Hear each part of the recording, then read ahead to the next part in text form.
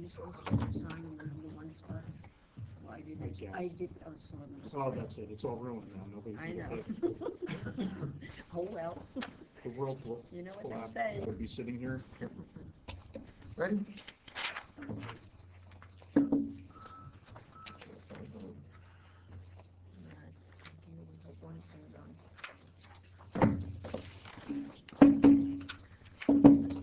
Call this meeting to order. This is the budget meeting of the River Edge Mayor and Council. It's Saturday, February 18th. Adequate notice of this meeting has been provided by posting on the bulletin board in Borough Hall, by email to the Ridgewood News, the Record, and by submission to all persons entitled to same as provided by law of a schedule including the date and time for this meeting. I'd like to remind all members of the public that we have 3 fire exits in our council chambers, 1 on each side of the dais and 1 in the rear. Roll call, please. Councilman Canino, Present. Councilwoman Davis, Present. Councilman Acalfreda, Present. Councilman Papaleo, Councilman Bartoloni, Here. Councilwoman Basile, Here. Mayor Mignon. Here. We got 3 presents in 3 years. Can you tell me break it down? I'm going back. I got confused with you. I'll break the tie. We're not really here. It's all territoriality. So to start off, that as members of the public budget committee know, the people who may be watching, this is probably the last meeting we're going to have prior to the introduction of our budget, which will be at Tuesday night's council meeting, barring any unusual development today or on Tuesday, I would presume. So I'm going to just turn it over to Alan. He'll go over some whatever points are left to be remained, and then we can just look at the budget as a whole, see where we stand, and see where we are with regard to our position summary for adoption. And keep in mind, I guess we'll have probably a month before the final adoption of the budget, Alan, in case we have to make any changes then. But I think for all kinds of purposes, today will be our last chance to make any significant changes. Thank you. Mayor, if I may, I'd like everybody to turn to their red books and the correspondence. We have left off with correspondence number 26. We will flip through these rather quickly and highlight some of the correspondence we've received since our last meeting. Number 27 is a memorandum from the Shade Tree Commission, which outlines justification for their requests this year.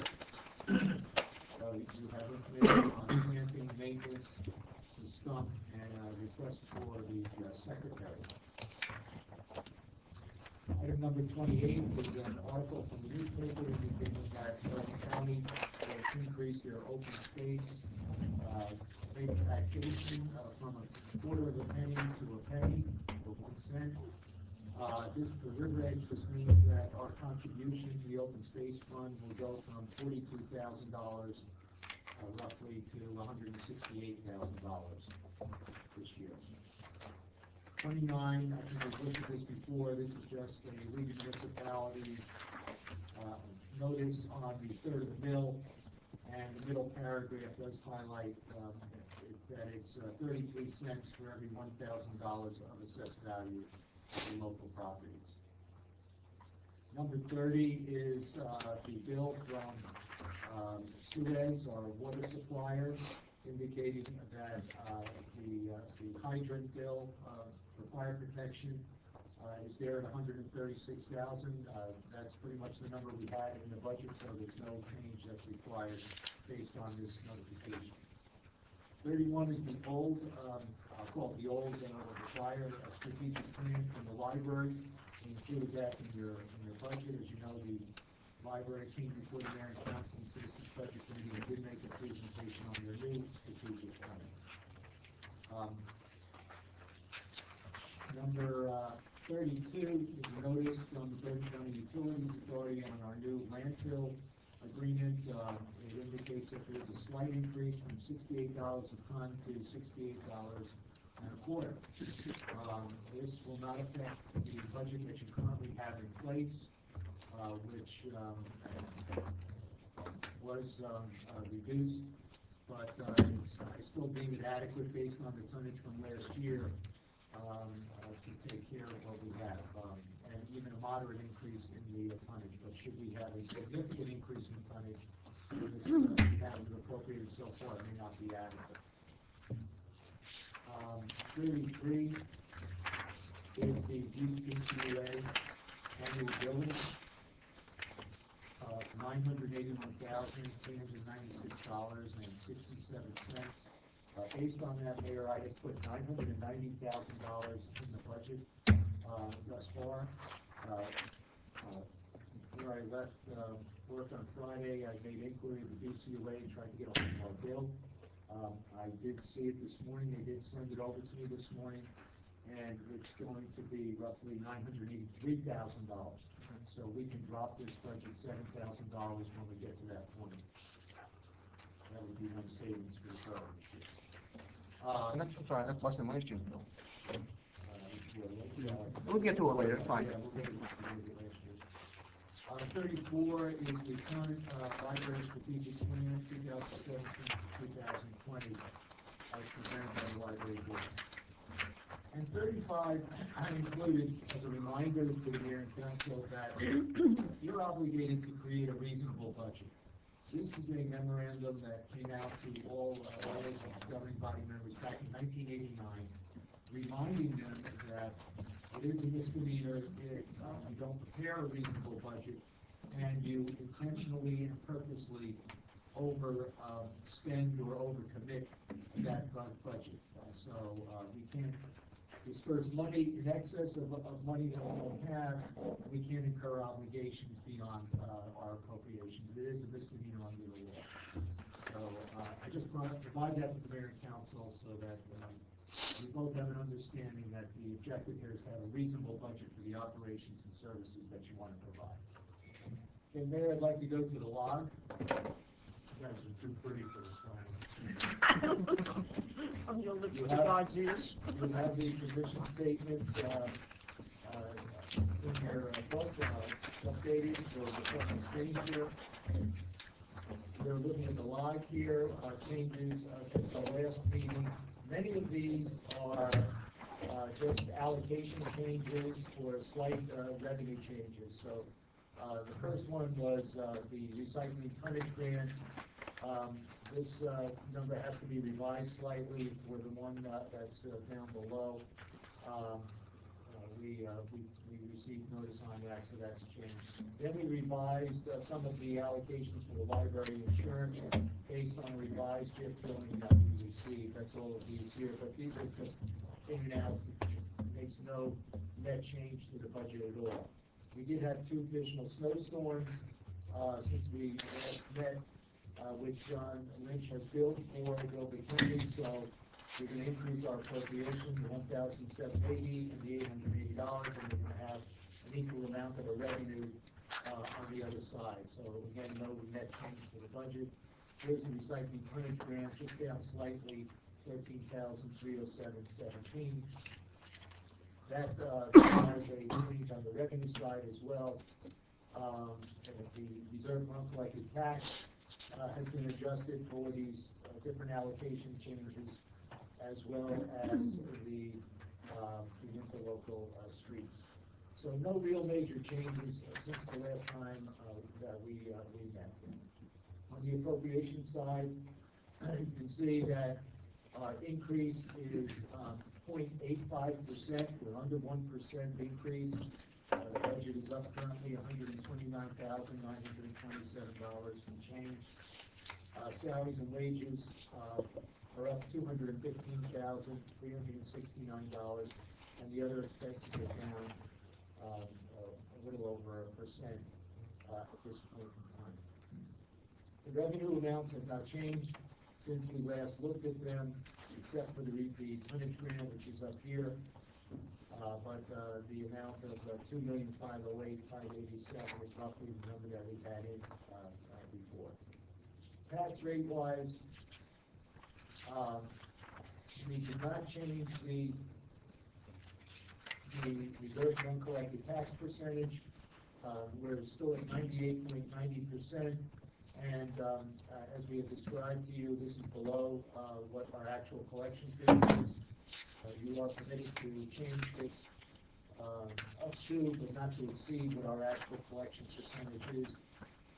It's my recommendation, though, that what the council should be looking at is, if you want to modify the budget and your surplus policy allows it, that's what you should look at, because that's money in hand.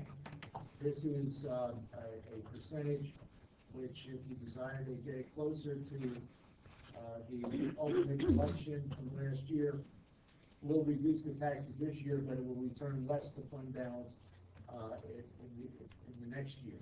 So this is an unknown, really, at this point in time. That's why I recommend that council not look at the mechanics of creating the fund balance, but look at what you actually have in hand that you can use. No change in the capital schedule. I'm not going to flip to that. The homeowner effect at this point, with everything we've looked at, is $54 on this typical home of $385,000. If you're looking to modify this $54 today, you might want to look at this little chart that I created over here. For every $145,000, you can either increase in revenue or decrease in appropriation, or a combination thereof. You can reduce the tax rate $38. Half of that, $72,000, is $19. 36,000, that should be, is $9.50. And 18,000, a little under $5. So these are the combinations you're going to need: revenue or decreases in the appropriation to reduce the taxes. This little chart might help you understand where we are as we go through the rest of the changes in the budget today. Okay, Mayor, that's all I have to report at this time.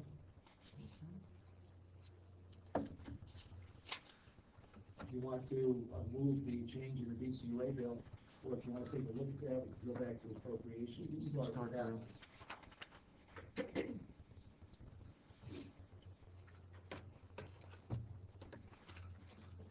Right over here, last year we were at $1,005,365. So right now I have $999,000 in here. You need a motion on it?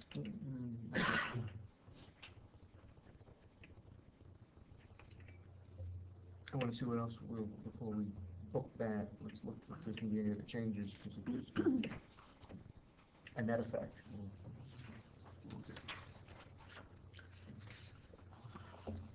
You had spoken to the fire department? In addition to, I spoke to him and told him that instead of what was originally the number, I know, but we got to change it. I went to the, Right. well, I talked to them, how we can get a reading for it. We got to put it in the book. Yeah. Here. From 45, for the grade increase, 40. One of the things I'm thinking about, Alan, He wants you to, he just. and this goes probably more towards our possible community building, whatever. Sorry. We've allocated whatever fixed number we have in the budget already. Would it be possible, and I think it's probably prudent we can do it, is to maybe add the equivalent of maybe $10,000 in the CIF in case we have to do additional borrowing for that, and at least the money for the down payment will be there, because that, without having to allocate a hard number at this point, would that be something that would be? And I would take that money, I would probably take $5,000 from the economic development line, and maybe take $5,000 from the reduction of the BCUA and just move it to that line, so we have that little bit of extra funding in our case. Yeah, that's prudent, because then you'll have the flexibility without, taking other steps that might be necessary to try and get to that position. That would be one of my recommendations. Okay. I'd make that motion. Any second? I'll second. Any more discussion? All in favor? Aye. Any opposed? Has the library gotten back to us, Alan, after the meeting? I believe Dario does have a report to give I do, on yes. that, and yes, I did some calculations based on this report. Yes, I met with the library board, Mr. Mayor, and and we sat and discussed everything that had been discussed at the meeting. Mr. O'Connor is very cognizant of the fact that this council has worked very hard to reduce taxes, or at least to try not to raise them too high. And with that in mind, the board sat down and went through the numbers that they had asked and saw what they could drop. Indeed, with respect to the operating budget, their original request was $10,000, and they've dropped it to $7,500. It's delineated in the strategic plan what that goes to, but the operating budget, the library assistants, and the part-time MLS librarians that they're asking for, all these go to increase hours for the library, especially Wednesday nights, where they plan to have a couple of additional hours, and that's really what they're focused on. Their research has found that overwhelmingly people in town who use the library are for additional hours. And in fact, many citizens in town use the library as their only social and community outlet at this time. And Wednesday night hours, especially for working families, become very important. With respect to the library assistant hours, originally they had asked for 9 hours. They have dropped that request down to 6 hours. And the part-time MLS librarians, which are necessary for the additional hours, especially on Wednesdays, they've dropped the request from 4 hours to 2 hours. So they've dropped the entire request down to, just 1 second, I'm sorry. That's about $7,000, $2,500 and about $4,100. Yeah, I think, right, correct. So somewhere around a 43% drop in total. Based on the numbers that Alan was just discussing, I think the total hit on the budget by voting in this increase of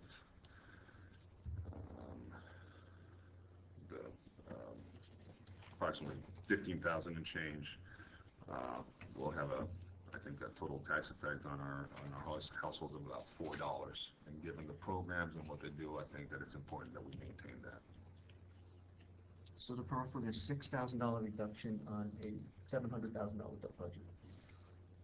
I mean, Okay, no, just put it in front of you. Changes up there, $2,500 increase in the strategic plan, and I calculated a reduction in the hours of $4,381.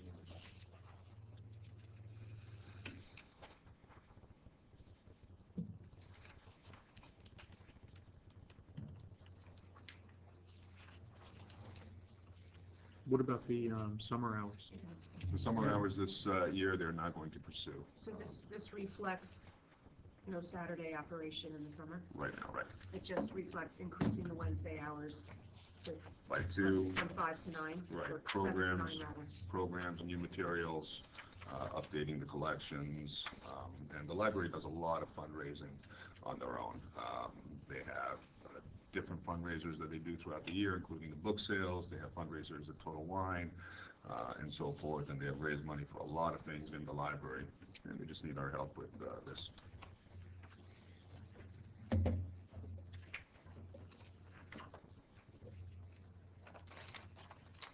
How many people do they propose would work a Wednesday night? I believe it's 2. It's an MLS librarian and then a library assistant. Okay, so 52 weeks, that's 416 hours. He asked for 1,000 hours increase over last year's. Well, are you taking the whole total of the 15 that he's asking there?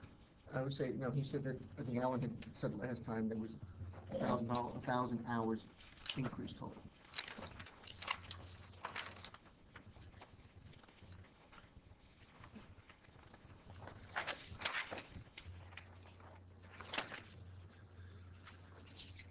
I guess the issue, I just need clarification on this. They're open already till 9 o'clock on Wednesday.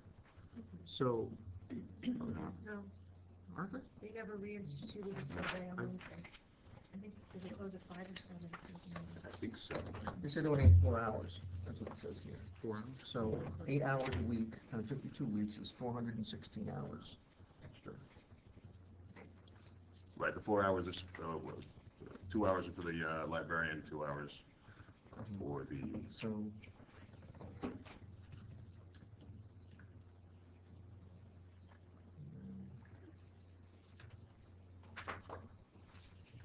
what was their anticipated Saturday hours? Half a day, the whole day? well, they didn't really get into it in the discussion because they decided for this year to drop it and then revisit it for next year.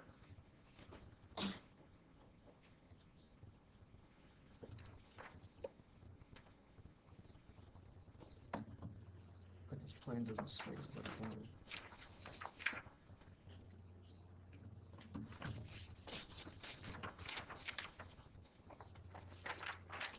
Okay, the remaining balance would be 2 people for 8 hours or 4 people for 4 hours. What's that? I mean, 1,000 hours, right? It's, So the numbers Friday's 5 o'clock. told us. There's 1,000 hours requested extra. And I told him 1,132 1,100. starting. With the new hours starting January 1st. But the additional hours aren't just for the Wednesday nights, it's to increase MLS librarians and library assistants for during the other operating times as well. Well, how many The hours? 2 hours, and it's 2 hours for the part-time MLS librarian, and then 6 hours instead of 9 hours for the library assistants. So that's where perhaps the disconnect is. No, but it's 9 hours over what time period? I'm not sure I follow your question, I'm sorry, Mr. Mayor. Is it 9 hours a week, 9 hours a month, 9 hours? He's increasing the amount of It would be hours. weekly, it would be weekly. It So would be 6 weekly. hours, so now he wants to do 6 hours a week more. Right, And then this one was, 2 hours. so 8 hours a week extra. Right. There's his 400 hours, Right. okay.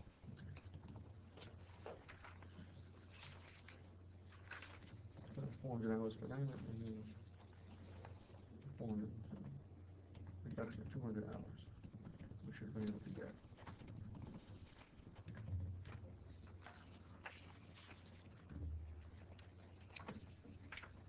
Well, we'll leave it to the council, I would at least take the change that they proposed.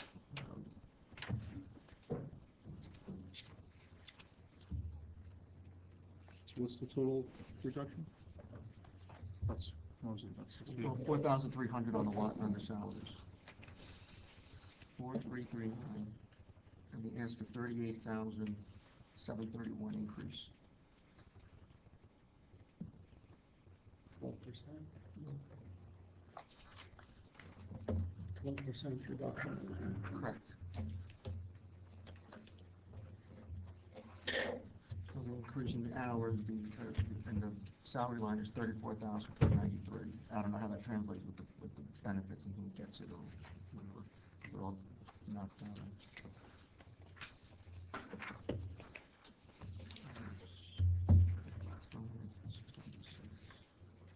So salaries are going up 7.5% instead of 8.5%. I just want to know how close are we getting to these people being full-time employees? Well, I've asked the library director to keep in mind, keep his weekly hours for an employee under 29, so that we avoid health benefits on part-time or hourly employees. That's been the policy of the borough here, not an informal policy, not one, Sure. council. But when we hire, that's what we look to do, is to keep that position below the 29 hours to ensure that we're not going to have to pay health benefits for that type of position. And we're still good with that? Like, I mean, these people aren't going to be pushing that envelope then? Well, but you gotta look at the plan going in the out years. I think the more hours he adds in, it's not gonna make sense to keep adding part-time people. People were gonna want the hours to become full-time people, and then you're gonna start adding in. Well, that's why it has to, at some point, reach a... And again, and I'm gonna say this as a general comment, and to be mindful, $32,000 increase, remember, we denied DPW 2 full-time workers. That's the equivalent of a full-time worker that we're adding to the library at the expense of, it's like the expense of, but as an opposite consideration of what we gave John Lynch. So, I just, council need to be mindful that not all the library is getting ahead of where they were, and we still have a student department who's still working at decreased manpower, and he doesn't seem to be able to get back to where he feels he needs to be. Police have been fully restaffed, the library's been staffed and added to, and, DPW seems to be the one who's getting the, yeah, put it that way, and truth be told, and I've had this discussion with John Lynch, the problem is with DPWs, people don't see the effect of having 2 less people, but he does every day. And it's not that he doesn't get things done, but things don't get done in a timely manner as they could be. I think people who may work more, you're more prone to potentially issues with workman's comp, and people getting hurt. It hurts when we have a snowstorm and you're limited in the amount of overtime someone can do, so those 2 people matter in those circumstances. So, it's human nature, and it's very natural for everybody to view the budget from their own little world. But I think, we have the obligation to look at it as a whole too, and no one discounting the library doesn't perform a valuable and wanted service, but I think we have to remember, keep in mind of what our overall obligation is to everybody in the town. And I appreciate the fact that they were willing to come down a little bit.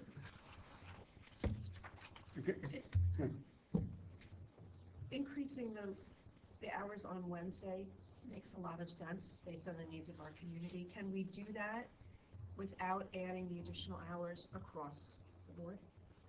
And what would the impact of just allowing the service to increase on Wednesdays? I'm not sure, Well, I'm not the other, 100% sure. to your point, Ellen, is we're already at the end of February. Why can't we reduce those days to 3 hours too? What's that? Snowflakes, but I said the end of February. Let's not go there. Snowflakes, I missed them. That's my stuff. What I'm saying is he wanted the 6 and the 2, the 8 hours a week, and if we said we're gonna do that for half the year instead of, I said, it doesn't help us. Well, as of right now, we'd be talking about 3/4 of a year, because 1 quarter will have passed by the time we get everything done. So, to that point, with respect to this budget, I think that we're only looking at a quarter. But the salaries are based on the full year. So, were you saying, though, just adding 4 hours a week, which basically is the 2 employees Right. from 7 to 9? Right. That, I was putting that forward as something we Yeah. should consider. I think that's a good service for our community. Yeah, It's going to increase those hours. I think that makes lots of sense. And maybe we can phase in this need for additional staff hours over time and start with the Wednesday night. Because right now, there's approximately 400 plus hours for the non-Wednesday, assuming full calendar year.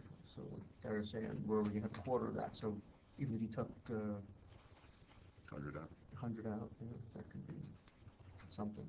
I think it's an improved level of service for residents that it's being mindful of constraints. I would agree with that. Yeah, I don't know what the equivalent of 100 hours would be in terms of dollars, but Yeah, I don't know. I don't know what the salaries are, but I would, Gary did mention that these changes would increase his Wednesday evening hours to 9 o'clock. yes, no. Like, in addition, but he's also asking for additional. Yes, yes. So I was putting out there is, let's support the increase of hours Yes. on Wednesdays and revisit the additional increase of hours in the future. Yeah, and I won't question their discussion with the operating budget, but to me, if there's physical or other things you want to do, that's not really where the money I would cut from. I would try to reduce from the personnel if there's things that they wanted to do under their strategic plan that the $2,500 is, that would not be the wise choice if I were sitting on the library board. I'd rather invest that money to purchase whatever I was gonna do in terms of the increased circulation or materials or things you wanted, or more programming, and I would have taken it more from, you said, where the hours are, to get a little more flexibility there, but, I think we said we'll book these charges, these changes, we'll ask Dario to discuss that option with Dara, Mhm. and it's something we can modify after introduction, I think. Anybody, okay? Yeah, I would agree with that. But yeah, definitely just asking if the 4 hours a week addition, to keep them open till 9 on Wednesdays. And I think he understands, like, and we've said this, it's, the prorating is good for this year. It doesn't help us going forward, Right. because next year we have to absorb the whole increase. So, but I think, like I said, we have to try to keep every year incrementally manageable, so we can absorb these increases going forward. So is there a motion to adopt those changes? So moved. Second? Is there a second? Yeah, I second. I seconded. All in favor? Aye. Any opposed? You were- Yeah, I don't have any more notes. I apologize, I had notes in here. I did speak to the fire department. I told them that, we were knocking out the siren system, and, they were agreeable to phasing in the radios over the 3-year period, which we have done on here already. And, the projectors, I told them that was, nothing happened. But I cannot find, and I know I had this on my notes, that the money that they had been lowered down to, maybe you could help me on this, Alan, on the fire department. I don't see where that came under. Do you remember that, Mayor? Where that came under? The money that they, The O&E, when we had the, Your yes, operating. yeah, Yeah, that's, there's a line, 43 for firefighters reimbursements. and, I believe they have 45,000 there right, coming up from 20-something. 26,000. They were trying to go back to what the number was back before they took the cuts. Yeah, because, yeah. the 26,000 was, a number that they came up with after we, had some problems. Right, with the, You know, 2000. so I did speak to them about that. They seem to be open to the 40, but I didn't go lower than that, so I don't know if you wanted, so what's the difference then? from 45 to 5,000? If they're willing, then I would. If they're willing to accept you know, that. were they thrilled? No, but this No, was- I this think was coming up from every gesture of Penny good County. faith Yes. on behalf of any of the departments is very And much they were- appreciated they were- by me and by the council. Yeah, so. and they were very good as far as the things that we knocked out and, you know, giving them the radios, but going over a 3-year period and all, so they were, you know, they were very open-minded. You know, and again, and I'm not trying to make this sound like we're trying to be negative or punitive or anything toward these departments. There's some big unknowns heading into next year. Mhm. Nationally, Yeah. we don't know what the tax structure is gonna be nationally. We don't know what's gonna happen with healthcare. And we've been very fortunate the last 2 years, Alan will agree. The increases have been minor. We're not getting 20 or 25% increase in our healthcare costs. We've had 1 or 2% increases. If we get hit anything more than that, remember, that's a $1 million+ item in our budget. If we get hit with a couple $100,000 increase in that, that's a major hit. We're seeing right now, we're struggling to keep the budget increase less than $150,000. Mhm. We get an increase just from that. Alan knows every year with BCUA, it's a roulette game. It can go up $200,000 itself next year, depending on the weather and what happens down to Little Ferry at the plant. You know, we have the salary pressures which are coming because people moving up in the salary guides. We have debt increases coming from the past 2 years of the bonding. So it's not all, I'm not trying to be gloom and doom, but I'm saying that we don't want to get caught in a position next year where we're going to have a significant increase, and you will have to make bigger reductions because we'll be way outside of our caps. So it's not, I'm not just trying to say this because I want to save every penny this year. It's because I said we need to pay for a sustainable budget going forward. The goal, I know it's been my goal, to speak with Captain Bartolone, we spoke about this, and I'm sure everybody shares the same idea. We want to keep a budget to keep the funding, to be able to keep the programs and the employees in place that we have now, and not have to worry in 2, 3, 4 years out, and go back to the days where we're talking about furloughs or layoffs or moving jobs again for due to attrition. And then looking at the operating budgets and reducing services that way. I don't think, I would assume that the citizens would agree, they wouldn't want to see that either. So to be a little more diligent, a little more prudent year to year, I think would be much more beneficial in the long run. So that's the approach I'm looking at the whole thing. So people say $5,000 reduction, $4,000 reduction may not in and of itself be viewed as significant, but just going forward, I think those are important little steps we need to keep us on a solid financial footing. And Alan doesn't want us going into the surplus, and I don't want to go into the surplus. If anybody has any opposite views or whatever, feel free to express them, but that's the way I view the budget every year, and I just wanted to make sure that was articulated again. Anybody? Today we're looking at a decrease in the clothing reimbursement line from 45,000 to 40,000. Yes. Is there a motion? To make it so big. Second? Second? Second? Second? All in favor? Aye. Any opposed? What do you want, one? No, I don't want any more. No. No, I don't want more. No, that's, Are there any possibility maybe during the year to give John Lynch at least one of the part-time? We gave him one full-time person Oh, we in did. this budget. Okay. He asked for 3. I guess he does get some, does he get any clean community, does he use the clean community money for part-time help? No. No. Okay. But we have an earlier starting date for this one Yeah, position. we did, Increase the budget. Okay, we don't have any seasonal help in the salary budget for DPW at this time.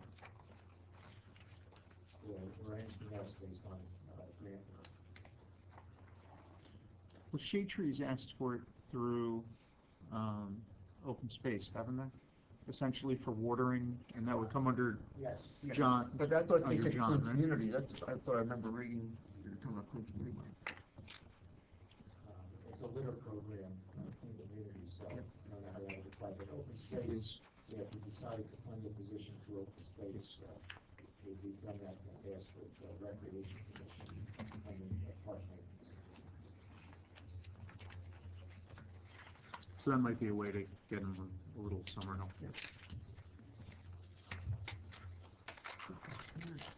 So where are we now, Alan? Yeah, I've been following these along, so that's really. So $60. What's the rate now? $50. No, the actual .845, is that what? The yeah, You mean the percentage? yep. Not the percentage, the actual tax rate. I think where's it? Go back to that. 0.845. Wow. And what were we last year? 0.87. No, that can't be right. Hold on. 0.845. 832? 832. 832, Right here, I'll put that in percent. 845, 1.5%, 1.6%. Oh, okay. And then go back to the other page where you have your calculation, you have the tax rate. What's the increase in the levy from last year to this year? So it's 12.77, 215, dollar increase, 12.74. So 122,000.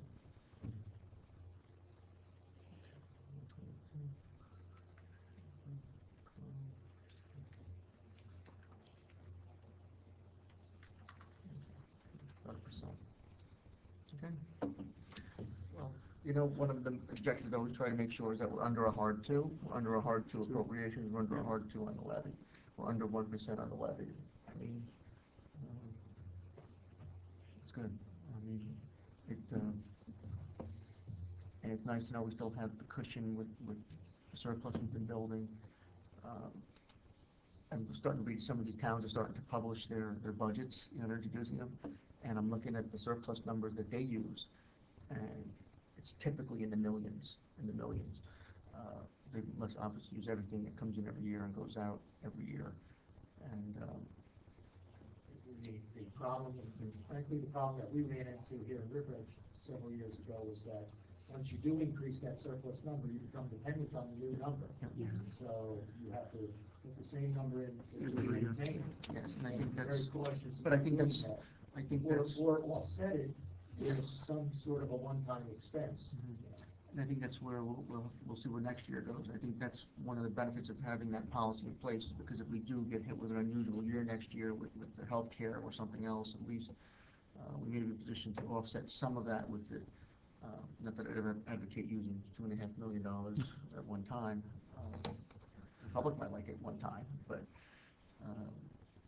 I think, hopefully that gives us a little flexibility in the upcoming years. So,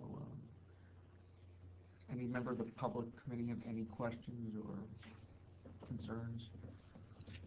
Just problem, if I may, You've done a great job. yeah. I appreciate it, And because- looking ahead is, a good thing, because you never know what, I know you folks can attest to it, but I saw, was relayed some comments to me that were made on social media about how the mayor council doesn't spend any time putting a budget together every year.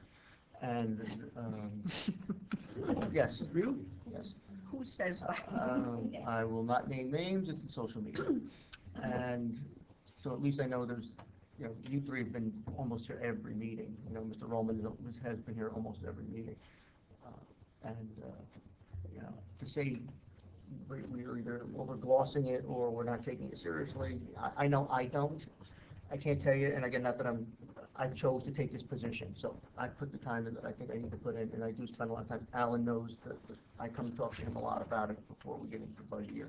I know everybody up here looks at this very, very seriously. It's our the council's #1 role, and the statutory, you know, obligations of the council is to set the borough's budget.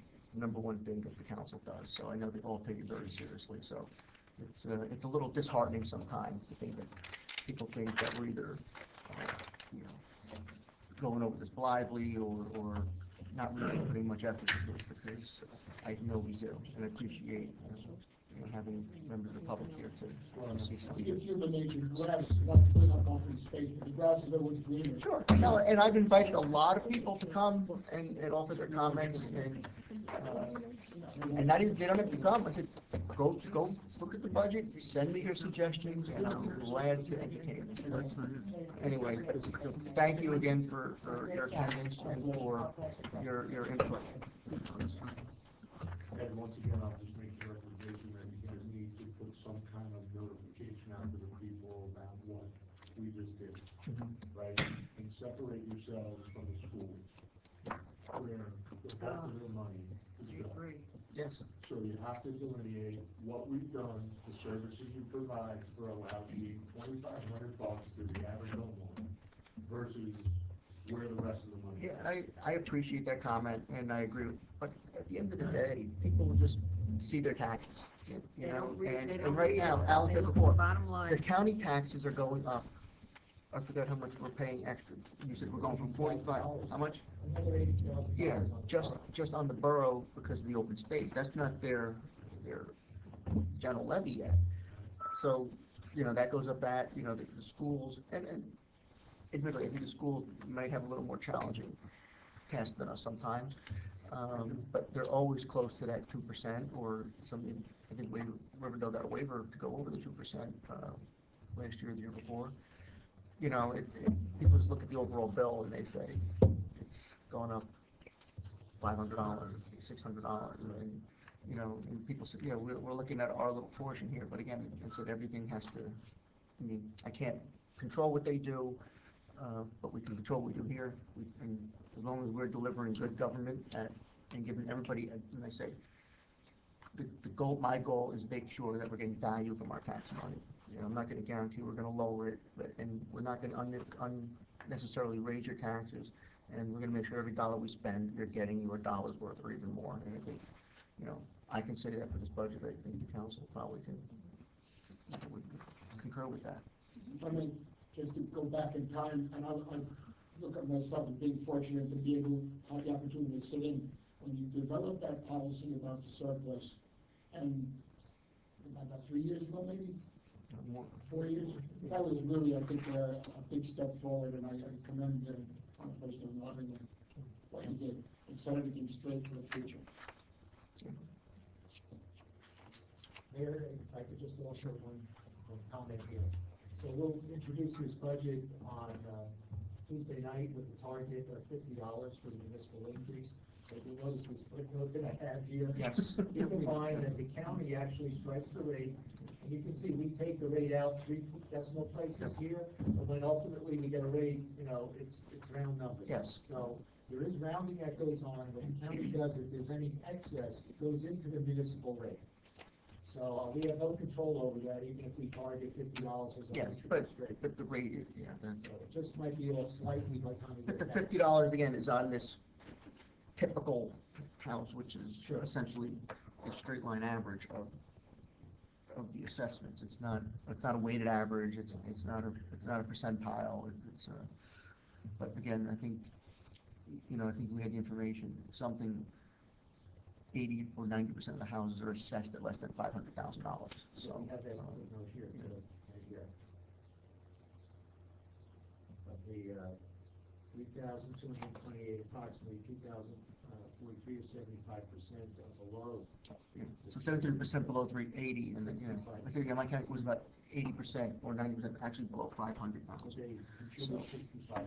Yeah, that's not the portion, but I'm saying that when you look at the actual impact to the vast majority of taxpayers, they're at that 50 or lower based on the assessments. Sure. Sorry, Vito. I know, don't remind me. Sorry, Jack. I know. Yes, I know. So anyway, so I guess we'll introduce Tuesday. If we have any changes based on the library or anything else that comes to our attention between then and the adoption, we'll certainly modify it. Anything else? Any questions, comments? All right, well, again, thank you to our citizens again for spending your Saturdays with us. And before you know it, it will be January again, and we'll be doing something else. We don't want to rush the summer. So, motion to adjourn? Yeah. Second. All in favor? Aye. Justice for all. Yes.